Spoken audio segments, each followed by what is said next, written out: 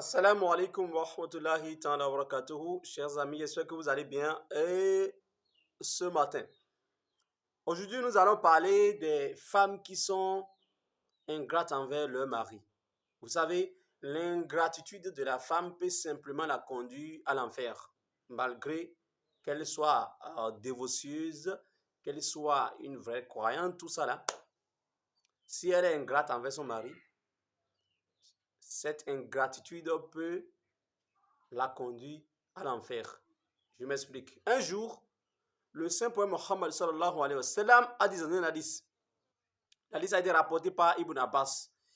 Le prophète a dit Uritu nara faïda aktharu ahliha an-nisa'u yakfurn. Il dit on m'a montré le feu de l'enfer et j'ai constaté que la plupart de ceux qui sont dans l'enfer constitué des femmes qui ont été ingrates ou bien qui ont mécru, la méconnaissance. Et donc,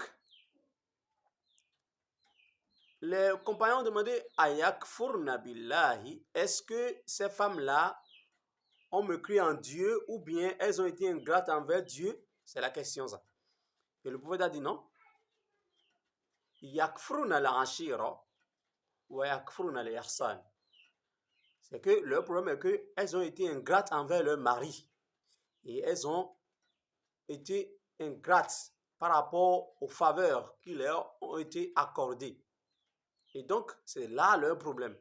C'est ce geste-là qui les a conduits à l'enfer, qui les a privés du paradis. Vous voyez ça? C'est très grave. Hein? Et le prophète a continué. Il dit, lorsque, dans le même hadith, il dit, lorsque vous faites du bien, chaque fois c'est du bien, vous faites à votre épouse, à une femme, vous lui faites du bien, c'est votre femme. Et chaque fois, elle reçoit des faveurs. Et vous avez commis l'erreur de lui faire un mal, ou bien vous avez fait quelque chose qu'elle n'aime pas. Le même jour, elle va vous dire, depuis que je t'ai connu là, je n'ai jamais vu quelque chose de bien. Il dit, je n'ai jamais vu, tu as fait quelque chose de bien. Tu as déjà fait bien pendant 99 ans, hein, ou bien tu lui as fait déjà des faveurs, des choses, hein, pendant 99 ans. Hein. Mais le jour où tu vas commettre l'erreur de faire un mal, là, la femme va te dire, tu n'as jamais fait un bien. Tu lui as jamais fait quelque chose de bien durant toute ta vie.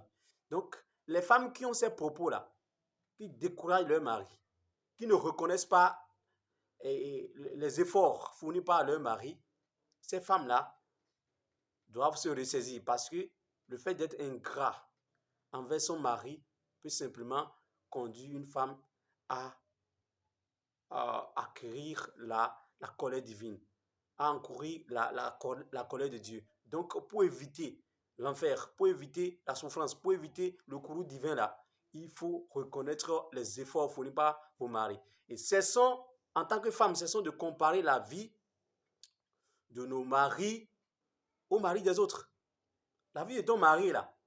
Par exemple, toi, tu es marié à un enseignant ou bien à un instituteur du primaire. Et tu veux qu'il te fasse la même chose qu'un opérateur économique fait à sa femme. Ce n'est pas possible.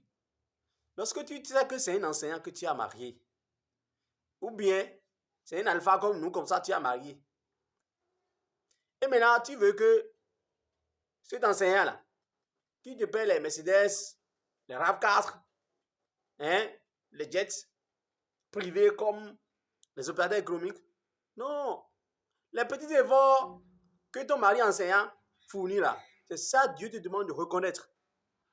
Lorsqu'il voit, il te donne, il arrive à vous nourrir dans la famille. Parce que selon le Coran, c'est le mari qui va nourrir, qui va apporter de quoi vous allez vous nourrir, de quoi vous allez vous vêtir. Ça, c'est la responsabilité du mari. Lorsqu'il s'efforce à faire tout cela, il faut reconnaître ses efforts. Le fait de ne pas reconnaître l'effort, et toi, on nourrit tes enfants, on vous vêtit.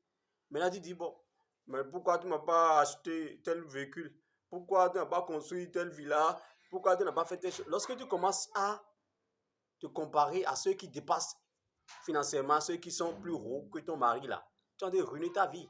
Ça, c'est de l'ingratitude. Donc, pour ne pas tomber dans ce piège de Satan là, c'est Satan qui met ça là. Satan ne veut pas que les gens aient, que Dieu soit content des gens. Donc, Satan va te donner des idées, il va murmurer des idées dans ton cœur. Ah, ma soeur, dis-lui qu'il n'a pas fait ça. Il n'a pas fait. Donc, c'est uniquement les choses que le mari ne te fait pas là. C'est ça, toi, tu connais. Tout ce qu'il te fait là, toi, tu ne réfléchis jamais sur ces choses. Et il ne fait jamais rien. Ces propos là ne sont pas bien. Ce n'est pas des propos qu'une femme va tenir.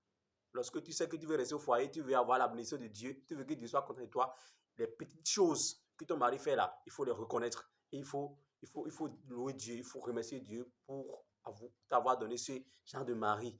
Mais le fait que chaque fois, tu vas regarder les autres, tu vas comparer, l'autre là, telle cérémonie là, c'est le bœuf, lui l'a tué. Et toi maintenant, c'est mouton tu veux tuer. Lorsqu'on veut faire Tabaski là, lorsqu'on veut faire le Pâques, c'est taureau, l'autre a tué. Hein? C'est les ânes, l'autre a tué. Maintenant, toi, tu veux tuer les coqs. Donc, lorsque tu es comme ça, tu es une femme comme ça là, tu es en train de tomber dans l'ingratitude.